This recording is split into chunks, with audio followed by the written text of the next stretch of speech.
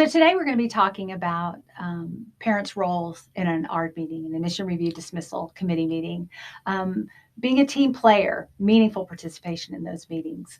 It's very, very important that you as parents know that you have a voice and are part of the decision-making process. And we're just going to talk about some tips and some things that you can maybe learn from or utilize in your next ARD meeting. So Eric, talk about what we can do before. What can parents do prior to the ARD to prepare for the ARD meetings? There's so many people sitting at that table, people that we don't know, people that know our child, and it's overwhelming for parents a lot of times to come in. I agree, Lisa. I think it's important to first establish and agree that and acknowledge that this process can be overwhelming for parents and for the school folks providing services and considering these important discussions and decisions regarding students with disabilities. And it's important for parents, I think, to understand that everyone in the school system really works hard to try to understand these procedures and make for meetings and work to make meetings that are efficient, but I think most important of all, help to arrive at decisions that benefit the student and provide the services that are necessary for that child. Now, I think it's helpful to talk about meaningful participation in the ARD process in three contexts. First, as you said, getting ready for the ARD meeting prior to the ARD. I think for parents, it's important to understand that schools want your input, want to receive input and information by the parent, things like experiences that the child is having at home, any new information from a doctor, from an outside professional that might help the committee decide what additional services might be necessary for that child to experience everything they should be experiencing in a school setting and achieve the progress that we all expect the child to receive in the school. Now, some specific cases that I think we can talk about, right? When a child is first evaluated for special education services, that results from a process where a parent gives consent to conduct an evaluation. The school district completes an initial full and individual evaluation, and that evaluation is then taken to the ARD committee, right? This team that we're talking about that includes the parent as a very important team player. So in preparation for a meeting like that, certainly I would encourage parents to be ready, come in with an open mind to hear information that might be new, might be receiving this for the first time, and be ready to ask questions. Maybe prepare some questions in advance of the meeting and attend the meeting and be engaged in the discussion. I think there's some other examples that you might think of, Lisa, for parents to prepare to engage in an initial ARD meeting or other ARD meetings. Right. I think going back to the initial ARD, where the child has just gone through the testing process, calling the school, calling your case manager, calling whoever is overseeing your child's evaluation process, and getting the results ahead of time. That's not a requirement. That's not a law anywhere, but we've seen time and time again when a parent calls and asks the school to sit down and explain that information prior to the ARD meeting, that it's just super beneficial. You can then start to think about some of those questions you might ask. When you're sitting there for that very first time and hearing about things that aren't always positive, showing weaknesses, because really it's that deficit model of we're looking at what your child's challenges are so that we can work on strengthening those. So it's really overwhelming. And I think that calling ahead of time or meeting ahead of time and talking through, this is what this means, because it's a lot of jargon, it's a lot of numbers, it's things that are very difficult to understand. That gives you as a parent maybe a better feeling, maybe some time to digest it and process it before you actually go in and sit in that meeting with people that you don't know very well. I think that's a great point. And I think, to kind of put it this way, it's okay for parents, it's okay for you to Write down questions that are as straightforward as explain what these terms mean, explain what these acronyms mean, explain the scores that are captured in this report that the school district that you've prepared and that's being discussed at the meeting. There's nothing too basic or simple that can be asked, and it's important to ask those questions at the meeting, and also important to give the school district an opportunity to explain and to provide a response and to engage in a discussion and hear the school out as they explain to you what the results and what the meaning is behind some of these terms and the results of an evaluation, for example. Now, I want to pick up on something you mentioned, Lisa. You talked about the importance of contacting the school district in advance of the meeting as part of that activity to prepare for the ARD, especially for those initial ARD meetings. I think as part of that process, it's also very important for parents to know that you should be identifying any other outside professionals, maybe professionals in the community who are familiar with your child, whose input you want to be provided to the ARD committee, such as the doctor, the child's physician, or other professionals who are familiar with the child's disability or needs. Communicate that information to schools. Let schools know you're going to bring this input, or you've invited this other expert or professional, as you have a right to bring another expert who understands your child and is familiar with your child's needs. You have a right to present that information, but it's helpful to let the school district know so that they can prepare. They can prepare for that meeting and prepare to receive that input. Absolutely. I want to take a few minutes too and talk about something that I feel is very important. And we've had this discussion many times about creating a vision statement, creating a vision statement for your child. What do you want your child not necessarily to do when they grow up? What do you want them to be? What kind of person do you want them to be? What are their interests? What are their things that they're good at? Because that is important information to share at every ARD meeting. We often encourage parents to take that vision statement, which may change over time, with you to the ARD meeting and read that vision statement at every ARD meeting. It kind of refocuses. It gets everybody on the same page. And if you don't know where you're going, how are you going to get there? So it kind of gives you a roadmap and leads you to, these are some strengths that my child has. This is what their interests are. Oh, well, let's pull that into some of the classes that they're taking, some of the opportunities that they're being given. And all of that's really important information. And an ARD meeting is a good place to share that. I agree completely. I think that's one example of how a parent can meaningfully participate and contribute to the development of the child's educational program, which is the overall purpose of the ARD meeting, is to put in place that plan that is very much going to drive the services and hopefully help the child achieve positive outcomes and the progress that, of course, the child's expected to achieve. So I agree with that very much, and I think that is a very good activity, very helpful activity that parents can participate in and engage in and contribute that information to the ARD committee. Those are good suggestions and things that we can look at. So, there are things we can do prior to the meeting and parents can do to prepare themselves for the meeting and plan for the meeting. Once they get to the meeting, what is their role? Right. What is the parent's role sitting in that meeting? Right. So under the IDEA, the federal law is very clear on this.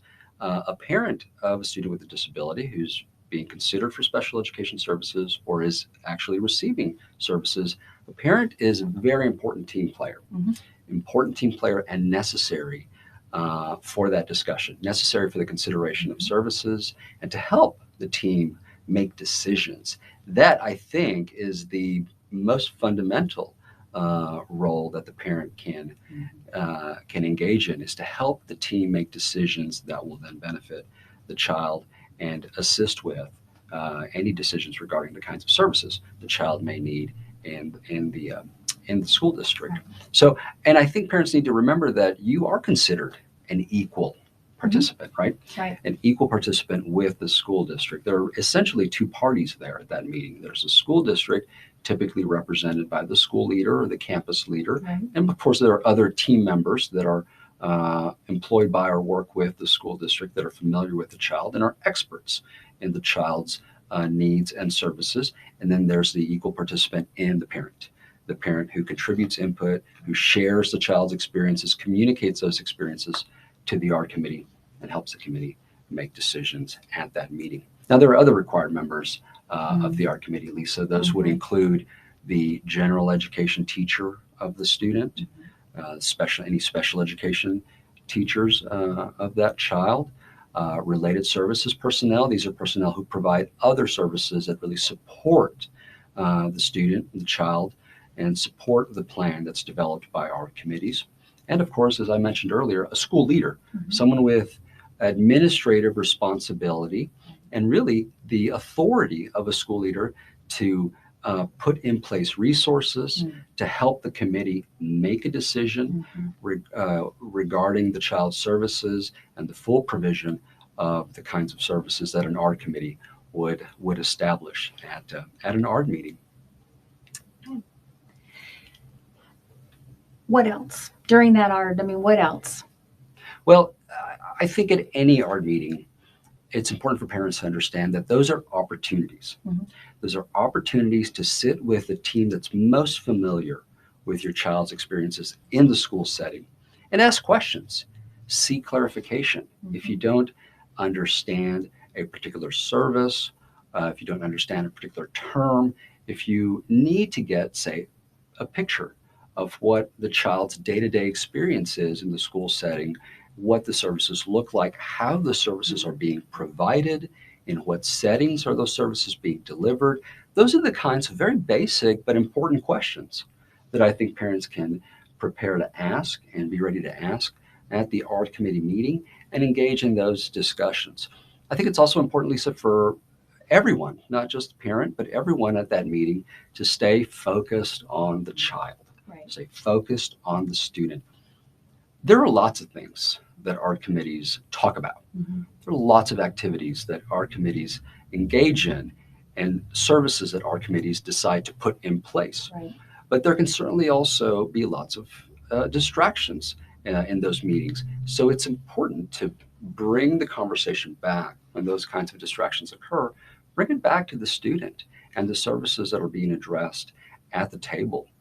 Also important for parents to remember that you have a responsibility to bring in and provide any relevant information that the team at that table may need to know to understand if there's a change in the child's circumstances, if there's a particular problem at home that the child is experiencing with, or any progress, any updates, anything that might be helpful for the ARD committee to understand, maybe even celebrate for the child, right? And to help them make decisions that continue to take advantage of that kind of progress, for example. I love that you use the word opportunity because it is an opportunity. It's an opportunity for the school to celebrate the baby steps or the big milestones that your child is making, but it's also an opportunity for a parent to share that information too.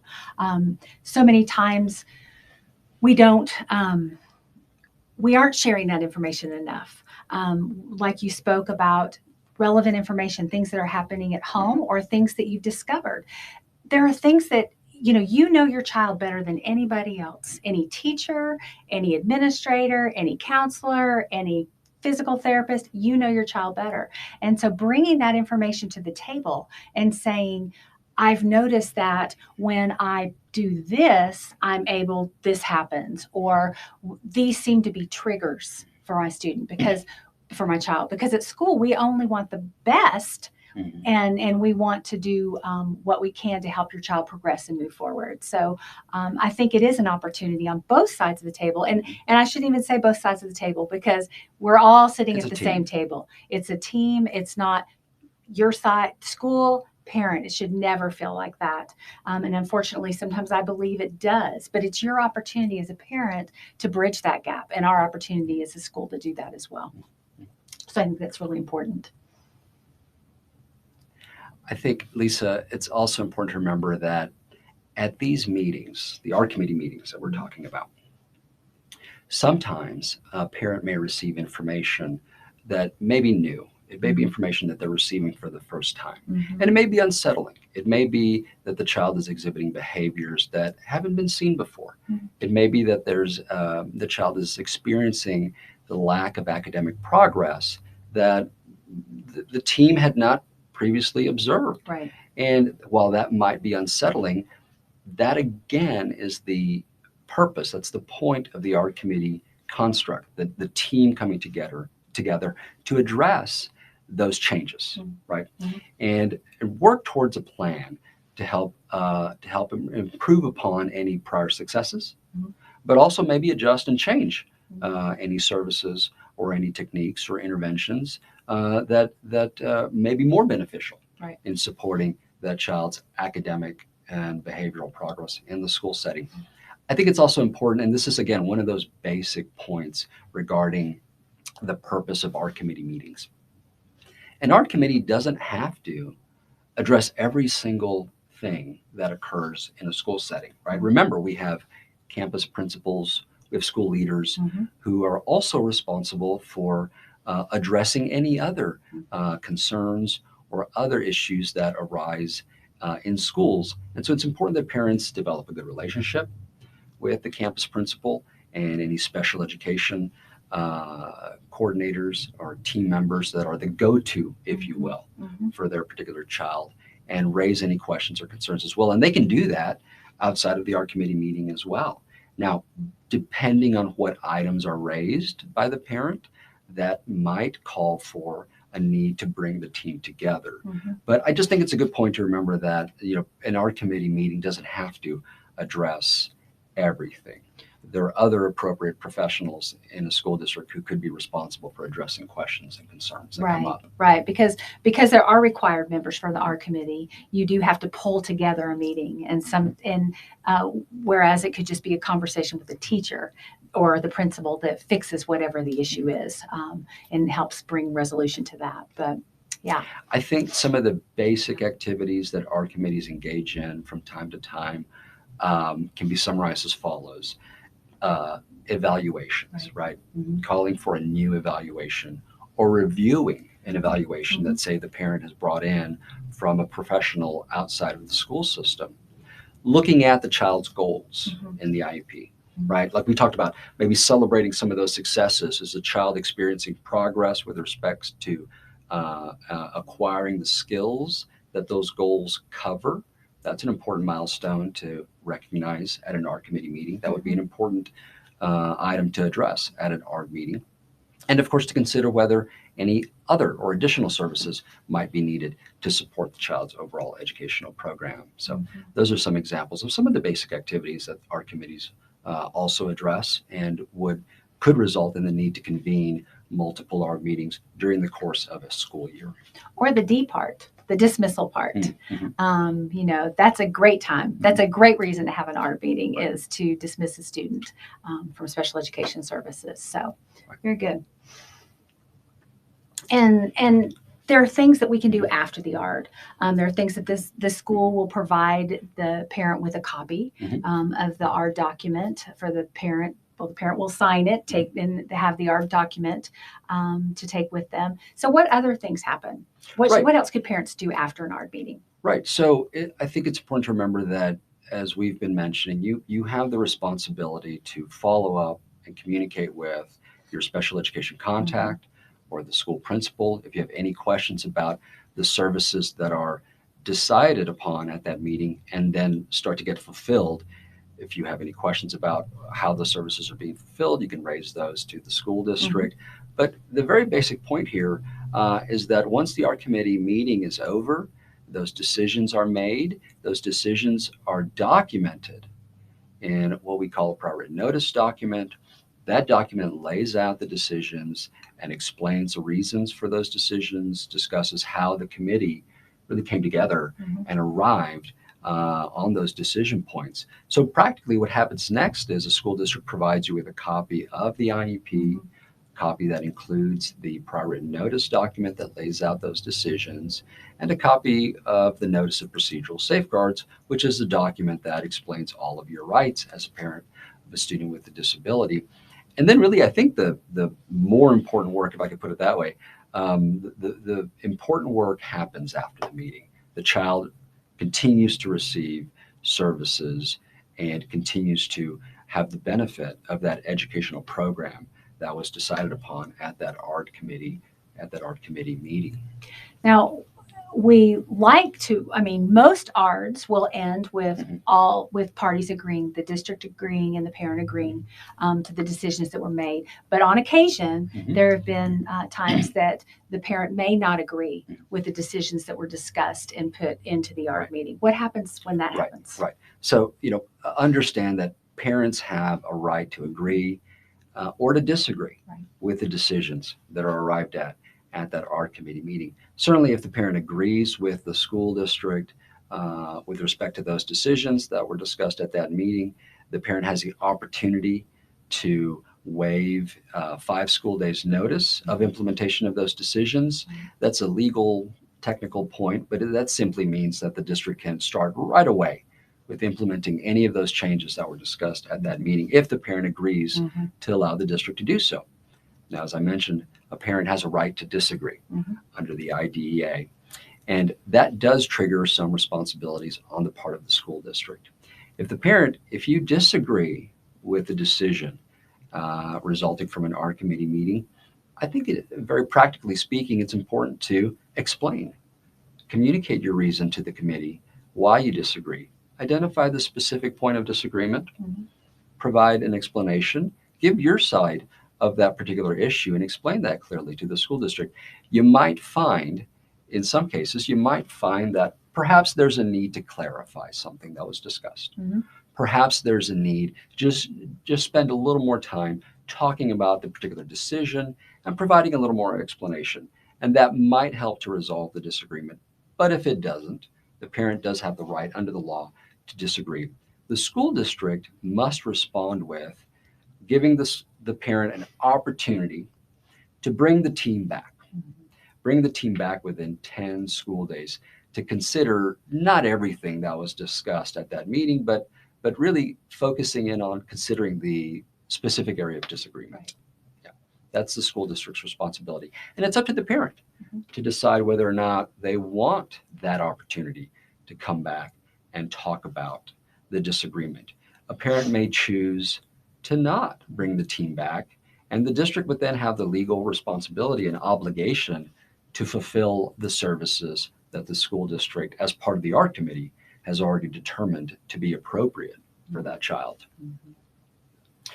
So what happens after a disagreement, again, is that the school district will provide, as we talked about earlier, a copy of that IEP document that lays out all of the services, lays out the whole program, and a copy of the prior written notice document that talks about the decisions that were made and explains the reasons behind those decisions, but will also identify the specific area of disagreement. And it will likely include some discussion as to why the committee arrived at that particular disagreement. I think it's also important, just sort of as a final point on this discussion that we're having about what happens when a parent disagrees.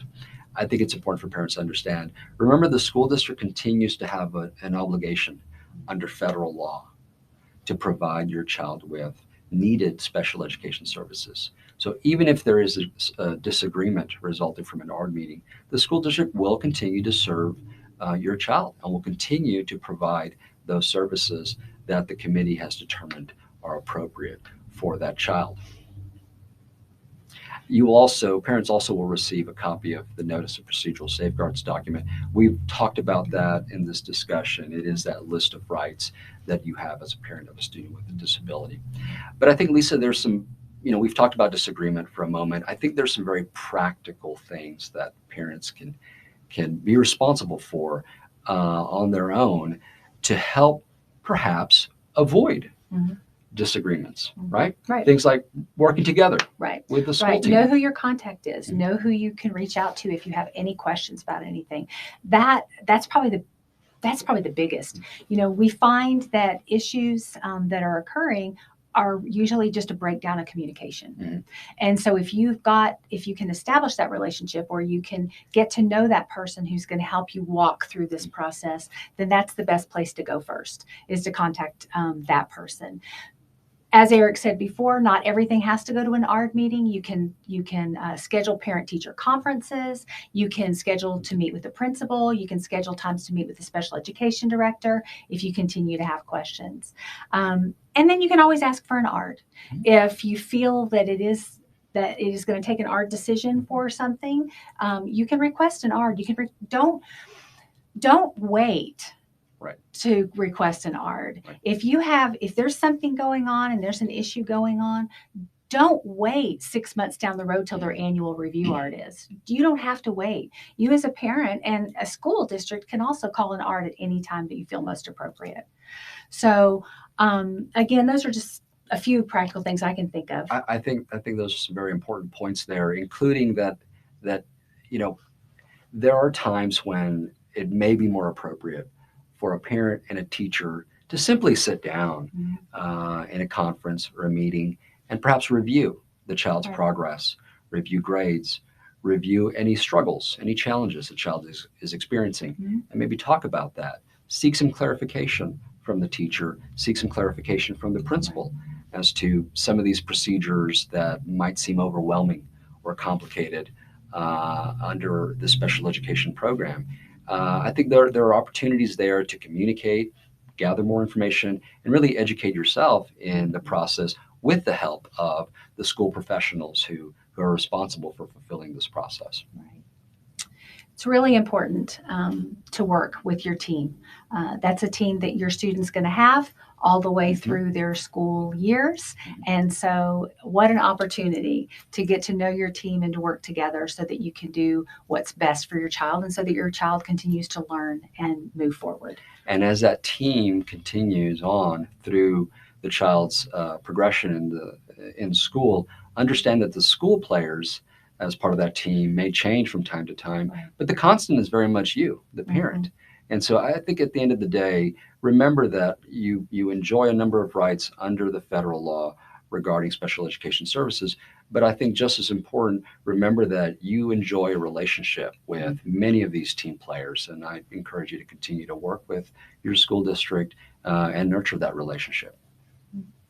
We provided some additional resources for you. Many of these resources are resources that are founded and created and maintained by parents. You're always welcome to contact your school. You're always welcome to contact your education service center.